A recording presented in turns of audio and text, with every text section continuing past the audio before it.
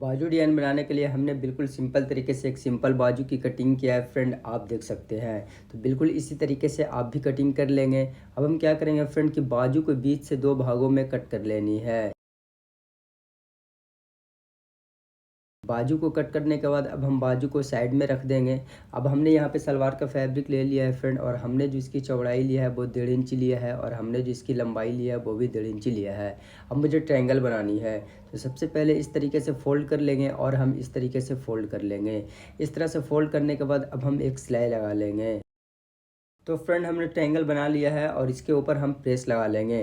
तो फ्रेंड इसी तरीके से हम बहुत सारा ट्रायंगल बना लेंगे। तो फ्रेंड हमने ट्रायंगल को बना लिया है। ट्रायंगल बनाने के बाद अब हम बाजू को एक पल्ले को रख देंगे, और एक पल्ले को इस तरीके से आप रखेंगे। अब हम ट्रायंगल को इस तरीके से बाजू के ऊपर हम रखेंगे, और इस तरह से रखने के बाद हम सिलाई लगाते हुए ट्रायंगल को अटैच करेंगे।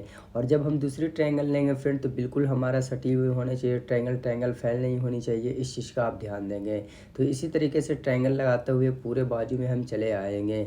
और अभी तक हमारे चैनल को सब्सक्राइब नहीं किया फ्रेंड, तो प्लीज़ मेरे चैनल को सब्सक्राइब कर दे और बेल आइकन पे क्लिक करके ऑल पे प्रेस कर ले, ताकि नए नए वीडियो को नोटिफिकेशन आपको मिलती रहे।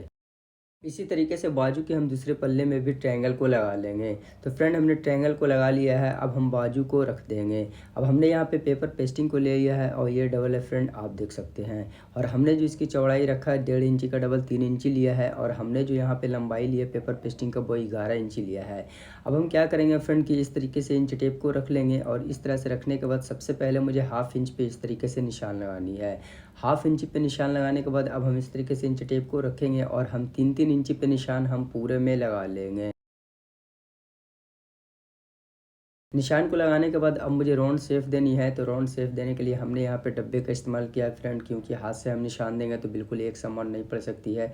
तो इसी तरीके से आप भी डब्बे को इस्तेमाल कर लेंगे। इस तरीके से डब्बे को हम रख लेंगे, और इस तरह से रखने के बाद अब हम इस तरीके से राउंड निशान दे देंगे। तो इसी तरीके से दूसरे में हम निशान ले लेंगे, और इसी तरीके से हम तीसरे भी निशान लगा लेंगे। निशान को लगाने के बाद अब हम निशान पे कटिंग कर लेंगे।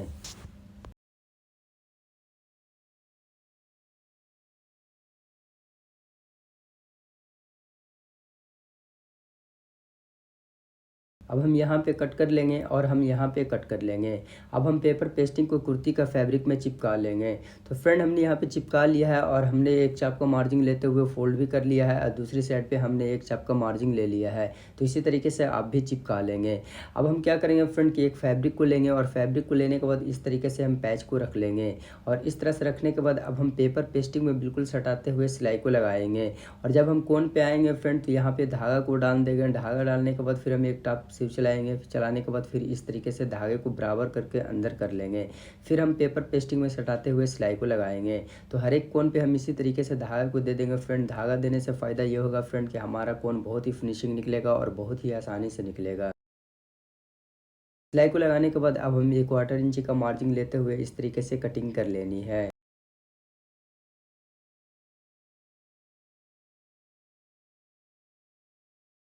कट करने के बाद जहाँ जहाँ राउंड है वहाँ वहाँ हम कट लगाएंगे, ताकि आसानी से पलटा सके। अब हम इस तरीके से पैच को पलटेंगे, और धागे को खींचकर अच्छे तरीके से हम कोन को निकाल लेंगे। पैच को पलटने के बाद अब हम लप पे सिलाई लगाते हुए बिल्कुल फिनिशिंग के साथ पैच को हम बैठा लेंगे।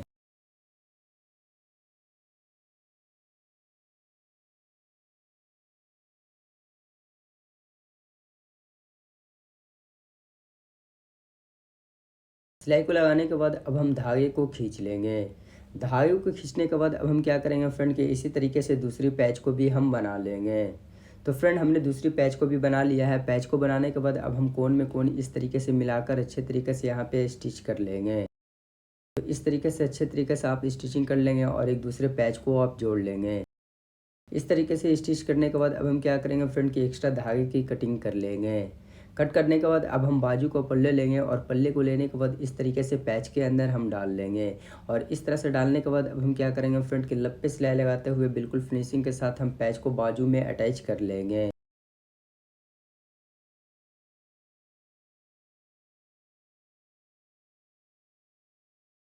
इसी तरीके से बाजू के दूसरे पल्ले को भी हम पैच में अटैच कर लेंगे।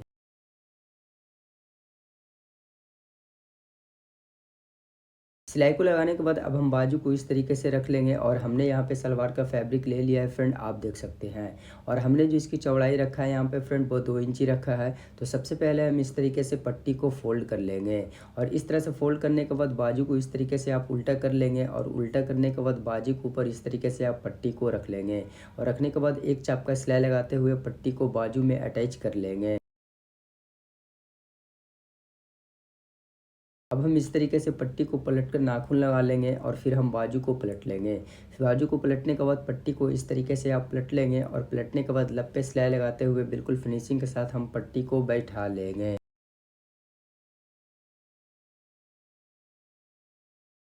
सिलाई को लगाने के बाद हम बाजू को रख देंगे। अब हमने यहाँ पे कुर्ती का फैब्रिक ले लिया है फ्रेंड और ये डबल है, आप देख सकते हैं। और हमने जो इसकी चौड़ाई रखा है फ्रेंड वो 4.5 इंची रखा है और हमने जो इसकी लंबाई रखा है फ्रेंड वो आप देख सकते हैं कि हमने 32 इंची रखा है। अब हम इस तरीके से फैब्रिक को ओपन कर लेंगे और ओपन करने के बाद सबसे पहले इस तरीके से हम फोल्ड कर लेंगे और इस तरह से फोल्ड करने के बाद हम पूरे में सिलाई लगाते हुए अच्छे तरीके से चले आएंगे।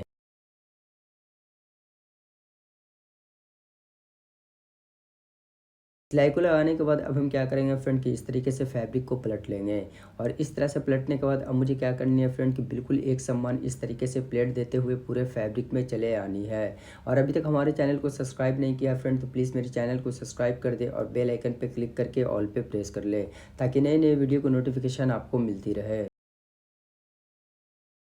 अब हम इस पे प्रेस लगा लेंगे।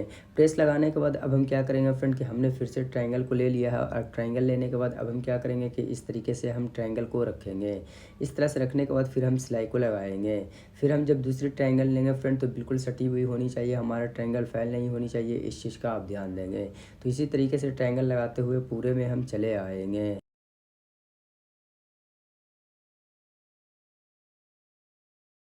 ट्रायंगल को लगाने के बाद अब हम बाजू को लेंगे और बाजू को लेने के बाद इस तरीके से हम रख लेंगे और इस तरह से रखने के बाद लब पे सिलाई लगाते हुए बिल्कुल फिनिशिंग के साथ हम पैच को अटैच कर लेंगे।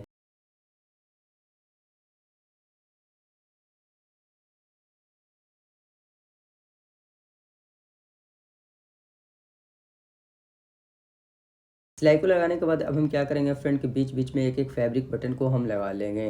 तो फ्रेंड हमने फैब्रिक बटन लगा लिया है, इससे बाजू की खूबसूरती बहुत ही ज़्यादा बढ़ चुकी है फ्रेंड, आप देख सकते हैं। Thanks for watching my video.